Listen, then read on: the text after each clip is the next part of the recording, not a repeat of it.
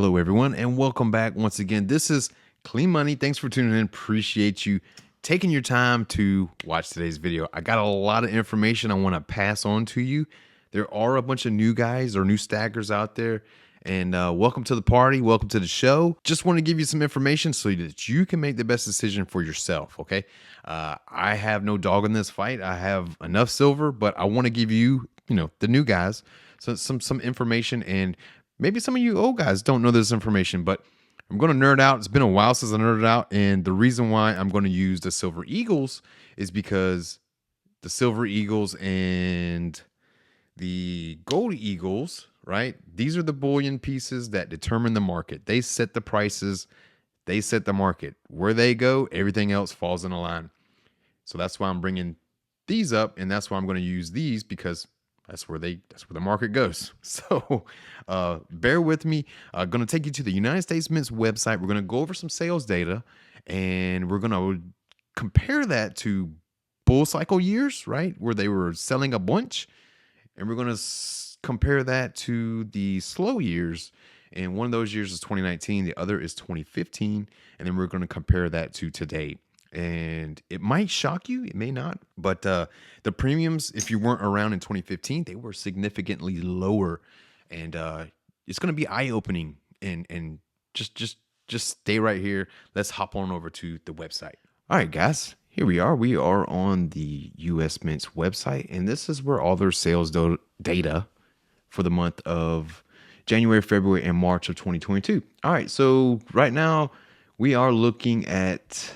We're going to look at gold, and then we're going to look at some silver. So here are the silver totals right here.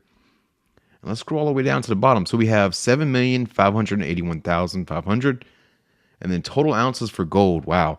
406,000. That's a bunch of gold. Now, typically in March, there's a slowdown as far as production of silver. It usually happens every year. 2020 was the exception. So I want to go back to a year in which they produced less silver and less gold, and to really get an idea of what's taking place right now. So let's go back to 2019. All right, so here we go, 2019. So in January, the Silver Eagles, they produced 4,017,500. February, 2,057,500. And then in March, typically a slowdown, 850,000 Silver Eagles. So that's about a 656,500 difference from a slow year. Now, the thing that gets me is this is a high demand year as far as gold and silver. Just check out let's see, where's the total ounces of gold sold? 152,000 ounces total for the year is what they sold in gold. Now, we've already eclipsed that in the first 3 months of this year with over 406,000 ounces of gold that's been sold. So a banner year for gold again. But it goes to show you that there is some discrepancies. And I'm going to go to a year that is where they made a ton of them. And that was back in 2015. And just give you a general idea of just how much the U.S. Mint can produce. So here it is right here. Let's go ahead and just show the entire year, because they produced 5 million in January, 3 million in February, another 3 million in March, and then another 2 million in April. Let's just go to the end and see the total. So there's a total for 2015, 47 million ounces of silver that were sold. That's right, sold. So the mint can produce it if they have the planchets, if they have the product. Now, that's the question that I'm wanting to know is, do they have the planchets?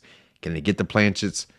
That's the biggest issue as far as silver. And that's why the premiums are going up extremely high, because the mint's not being able to meet the demand. And your bullion dealers, they're hedging. And it's pretty clear. All right, so there you have it, guys.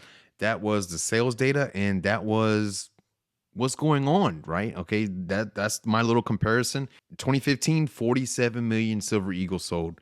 The premiums on those were way cheaper. I don't know if you guys have been around during that time, but extremely low premiums on the Silver Eagles.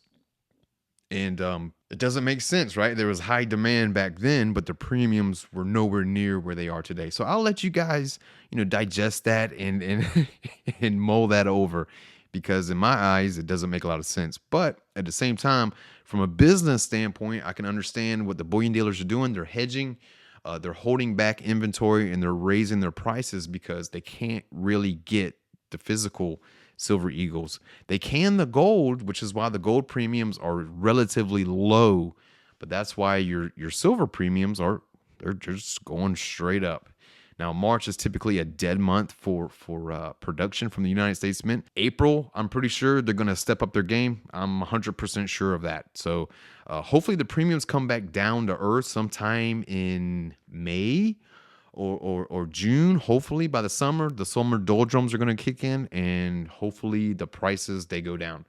All right, that's going to do it for today, guys. If you liked the video, make sure you give me a thumbs up and keep grinding on your stack.